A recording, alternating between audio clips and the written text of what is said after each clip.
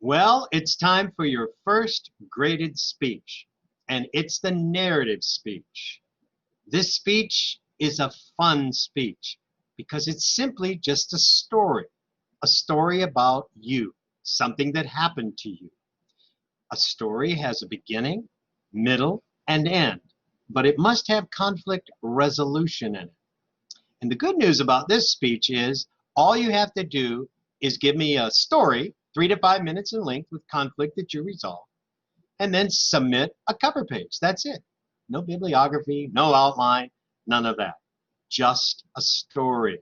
Now, there are some things that you'll want to remember when you're trying to give this speech, and that is you want to be dynamic, which means you don't want to be monotone. Now, listen to this.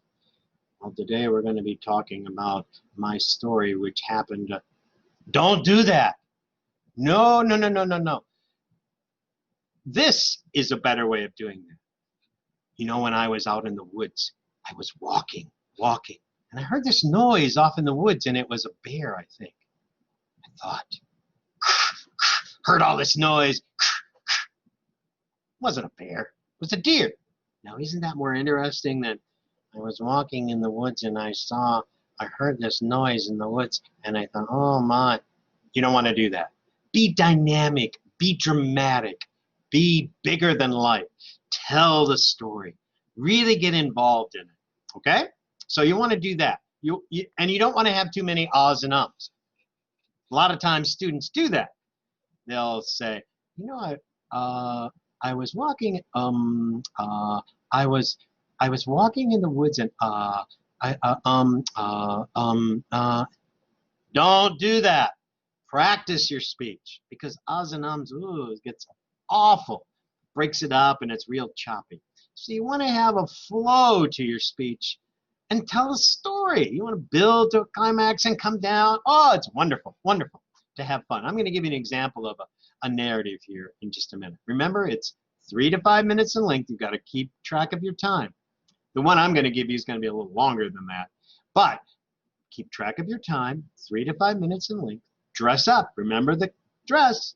Business professional. Business professional. As gentlemen, notice how I'm dressed. Ladies, you know how to dress because I've given you that example in the folders or the assignment folders. Okay, or the lesson folders. All right, now on professional dress. So, all right, now it's a story, something that happened to you, and it has conflict that you resolve within that. Have fun with this speech. Have fun. So I'm going to give you an example of one. Now, there's one other thing I want to remind you of before we start. On this speech, do not tell us your name. Don't do that. The reason I don't want you to tell your name when you're giving a speech from now on for the informative, persuasive, this speech is because when you're a speaker, there will always be someone there to introduce you. So they're going to say, this is Robin Jones, and she's going to be telling us about. So you don't get up there and say, my name is Robin Jones. You don't do that. So I want you to get in that habit of not telling us your name. Just start with your story. Grab our attention and start with your story. So, you know, you can say something like, to grab the attention of, bang! Ooh, that gets your story.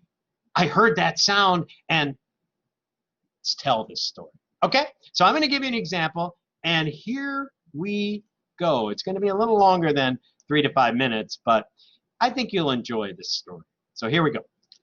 See this little toy I have here? Well, this is a toy butterfly. Actually, it's a babushka, which in Russian means butterfly. I was given this by some children in Russia. And let me tell you about that story. Many years ago, I took a sabbatical from teaching and moved to St. Petersburg, Russia, which is in the far western part of Russia.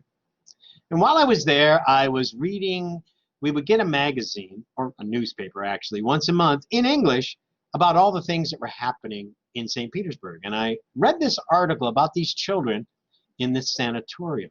Now, you probably don't know what a sanatorium is, but a sanatorium is kind of like an old folks home or a rest home, but it's for children or anyone. And it's a place when you have hepatitis to go and you simply just rest and get better. So I read this article and talked about how these children had virtually nothing, and I was fascinated. It was like 250 of these children in this sanatorium. So I called my interpreter, Ilya, because when I first went to Russia, I knew only 3 words. Da, which is yes, Niet, which is no, and toilet, which is toilet. So that's all I knew. So I called my interpreter, and I said, Ilya, will you help me get to this sanatorium, or this baby house, as they also call it? He said, sure, let's go. So we got on the train, which was a subway. It took us about a couple hours to get there because we had to ride the subway all the way to the end of the city.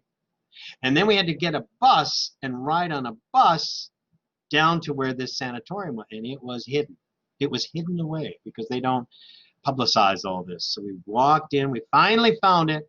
I went in, and the nurses met me. The 3 chief nurses and a couple doctors met me, and they wanted to know what I wanted to do. And I showed them the article, and they took me around and showed me all the children. It was fascinating. And what it was a schoolhouse, an old schoolhouse building, school building, and they converted it into these big rooms for these children to be in. And we walked in, and you'd see all these little cots all lined up, and the children are all in their cots. And the nurse would say, Johnny has come to talk to you. He's from America. Oh man, they looked at me like I was from a different world or somewhere. And because they never really seen many Americans, and man, you see, in Russia, men don't go to these kind of places.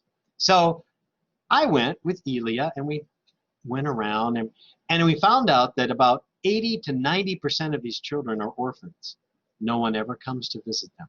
They have to stay there or in another place until they're like 18 years old, and then they're released and just basically put on the street. And then about 10% to 15% of them have actual families that come. So I asked the nurse, what do these children eat? You know, what do you feed them? Because, you know, it didn't say much in the article about that. And she said, well, basically they live off of kasha, which we call oatmeal, and they have bread, and they have soup, and some vegetables once in a while, and that's about it. They didn't have a lot. And I said, well, what about fruit? You know, do they ever get fruit? Oh, she said once in a while, a family member will come and bring fruit for the children. I said, well, that's nice. You know, at least once in a while they get fruit or something. And, you know, remember, these are big rooms with 70 children in each room, and they're all watching each other. And I said, well, that's nice. They get, well, she said, sir, you don't understand. When a family comes, they bring fruit for their child, for one child.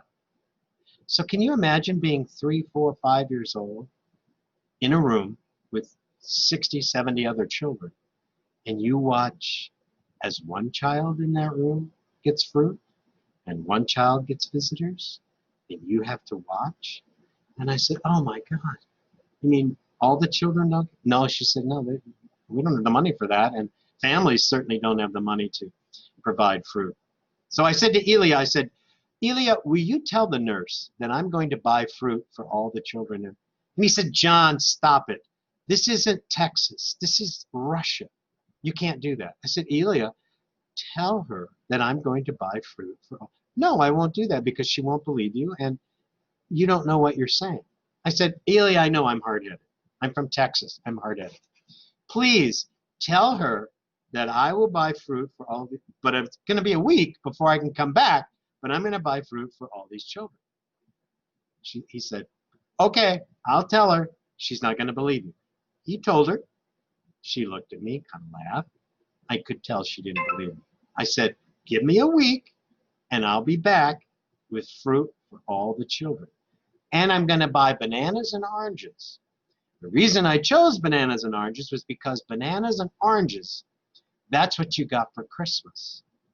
You didn't get that any other time of the year. That was a Christmas gift. A banana and an orange was a Christmas gift. Can you imagine? That was your Christmas gift, to get a banana and an orange. So we left and went back home and rode the train, you know, another couple hours. And Ilya lectured me on, John, you don't know what you've done. You don't know what you're doing. This is ridiculous. This is, I can't tell you how stupid that was. I'm like, okay, I'm stupid, whatever, but I'm going to do this. So I said, in a week, we're going to go. Okay, okay, we'll go, and I'll show you how this is not possible. Okay, Elia, you're right. So a week later, I picked up the phone, called Elia. I said, Elia, can you go with me? Now, Elia was a student, a law student in law school. He said, John, I just can't go with you because, you know, I've got a law exam right now, and I can't do it. I said, oh, I promised them. He said, well, don't worry. I have a friend of mine, Sergey, and Sergey can help you get this fruit. I said, really? Does he speak English? Oh, yeah, he speaks English perfectly fine. I said, okay, I'll meet Sergey in the park, and we'll go shopping. So I got on the train, and I went to the park where we meet. I met this guy, Sergey, gave me a great big hug and gave me a kiss. And, you know, it was different for me to get kissed by a man. But anyway, I said, Sergey, let's go shopping.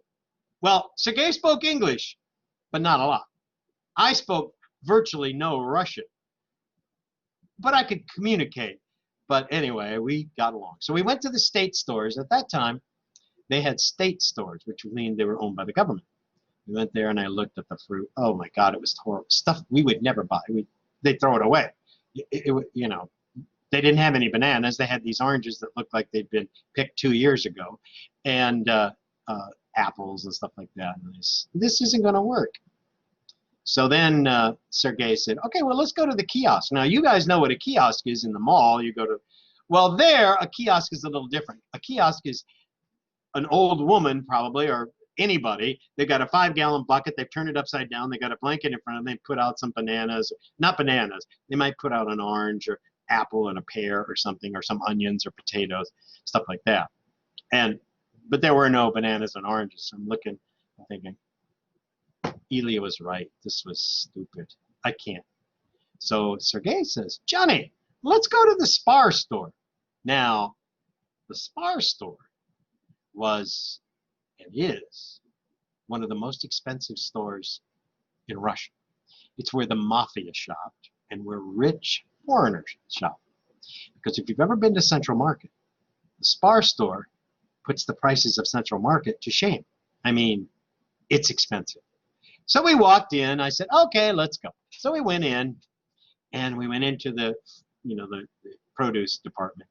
Oh, they had beautiful oranges. Just like the Kroger store or Central Market. It was wonderful. Went into the Spar, you know, there, and I think this is the Spar store over there. So I asked for the manager, and the manager came out, and in my best Russian, I'm trying to talk to him with Sergey helping me. And I asked him, I told him what I was trying to do. And he said, okay. And I said, I want to buy all you have, basically. I needed lots because there were, you know, 200 children. And I needed a banana and an orange for each. And I had to get them also for the staff. I had to get them for the staff, too, because I knew that if I bought only for the children, that once I gave the fruit to the children and left, the staff would probably steal it from the children. So I had to get fruit for the staff. So I had to buy all this fruit, you know, like 300 or 400 pounds of fruit. Anyway, I'm asking, and he's like, yes, yes, yes, buy all you want. I said, okay. But then I asked him a question that Russians do not understand, or they don't want to answer. And I asked for a discount. No, niet, niet, niet. No, you live in America, you're rich, Mickey Mouse, all this, Disney World. No, no, no. I said, wait a minute, it's not for me, it's for these children. These are Russian children. They have nothing. Please, this is very expensive. I can't afford all this with that price. So we're talking back and forth, and it gets rather heated. And we start arguing, and I'm arguing through my interpreter with him, and we're just arguing and misunderstanding. And he's like, no, no, no, no, no. I said, I want to buy. No, no, no. Ah, it was terrible. So we start arguing. Well, then, to stop the whole thing, Sergey decides he no longer speaks English. And I said, that's it. I'm done. I don't have an interpreter. Because he's stopped speaking because he didn't want to be involved in this argument. And I'm done. Elia was right. I was foolish. This was stupid. I threw up my hands and I said, God, I tried. I'm not going to eat one of these bananas. nothing. This was all for them. And I was stupid to think I could do this. So I grabbed Sergey. I wanted to kill him, actually. I just was so mad at him. I said, let's go. So we turned to leave. The manager's just looking at me. The people in the store are looking at us because we're leaving. And that very second, a man came up behind me and tapped me on the shoulder. And in perfect English, he said to me, sir, can I help you? And I said, do you speak Russian? Because he spoke beautiful English. He said, yeah, I work in the bakery department. I said, could you help me and with what I'm trying to do? He said, yeah, what are you trying to do? And I showed him the picture of these children. I showed him the article from the magazine. And I said, I'm trying to buy fruit for these children because they have nothing. They don't get fruit. So he said, let me tell the manager. So he spoke to the manager. And I think for the first time, the manager actually understood. He understood what I was trying to do. So he said, let me see the article. So I showed him the article, showed him the pictures. He looked at me, looked at the fruit, looked at me, looked at the fruit. And he said to me, da, yes, you can buy it at my cost, my cost. I won't make any money, you buy it at my cost. I said, okay, I'm gonna buy all you've got. So we bought every bit of it. Now, this is a store like Central Market. But do you think they give you bags to put? No. So we put it in this, had to put it in this big hockey. You've seen those hockey bags, gym hockey bags of hockey equipment. So we filled them up with all these, and there was 3 of us there. So we'd taken them, we bought all the fruit, and we took it to the train. We got on the train, and we went to the orphanage. Well, it was about an hour-long train ride, and we had to protect it because it was really crowded in the train. Got to the other end, and we're at the end of the city. So we get up, and we got all this fruit. We get up, and we're trying to get on the bus. Well, the bus comes, and it's packed. I mean, there are people hanging on the side of the bus. We can't get on the bus at all. Nowhere. And I said, Sergey, what are we going to do? It's still like 5 miles from here to the orphanage down, or the baby house. He said, no problem, Johnny. You go to this curb and hold your hand up. I said, for what? He said, a taxi. I said, what do you mean a taxi? There's no taxis. This is the end of we're out in the country. He said, just go to the end, step on the curb, and hold your hand up. All right, I did. So I went to the curb, held my hand up, boom, in comes this little Lada. Now, this little Lada is like a Mini Cooper kind of thing, but it's a Russian car. It's about the size of a Mini Cooper. It's not very big at all. Man stops, his wife's in there, 2 kids and all that. And he says, what do you need? And Sergey starts talking with him, and he says to me, Johnny, he'll take us to the orphanage or the baby house if you'll give him 10 rubles. Okay, that's fine with me. I'll pay him 10 rubles. He said, okay, we go. I said, wait a minute, Sergey. He's got his wife and his kids in there. We've got all this fruit. There's 3 of us. It's not going to work. Oh, no problem. No problem. Wife and kids get out, you get in. So they got out, we got in, put the fruit in the trunk, and away we went. Now, the guy was going to make 10 rubles, so he could take us to the orphanage, come back, get his wife and kids, and go to McDonald's and get, whatever he wanted at McDonald's. He's made 10 bucks. 10 rubles, which is basically 10 bucks for them. So we get to the orphanage, all the stuff, we've got all this fruit. We take it in, and I'm met at the door by the 3 chief nurses and the 2 chief physicians. And I open up, they were like, I can't believe you came back. Open up and show them all these bananas and oranges. And they said, where did you buy these? And I told them, ooh, and how much did you pay for them? And I told them, and then they started talking real fast. I couldn't understand them. So Sergey told me later that I had spent more money on those bananas and oranges than those 5 women, 3 chief nurses and 2 chief physicians had made combined in a month. All their monthly salaries combined was less than what I spent on that fruit. So we took the fruit back to the office and we divided it up to go to the different rooms. And I'll never forget this one room we went in. And there was like 70 kids in there, and they were like 3 to 5 years old. And we walked in with all the fruit, and the nurse, the kids were ecstatic. The nurse said, "Well, Johnny has come to bring you something. He's come to bring you a gift. Now stay in your bed, stay in your beds, and Johnny will come and give you something." So they're in there. They've got their covers up like this, and I walk up to the bed, and I give them an orange. An orange. They look up, and they take that orange, they put it under the cover, and look at me, and just excited. And then I give them a banana. They take that banana and put it in because they've never had a banana. They've never had an orange. They pull up their covers and they look at me and they say, "Spasiba, Johnny, spasiba," which is thank you in Russian. And then they reach up and they hug me and they kiss me. And I think, oh my God, I thought I was giving them something. They've given me so much more than I could ever give them. And that night when I left that baby house sanatorium, those children gave me this little babushka, butterfly toy, one of their few toys that they had, so that I would remember them.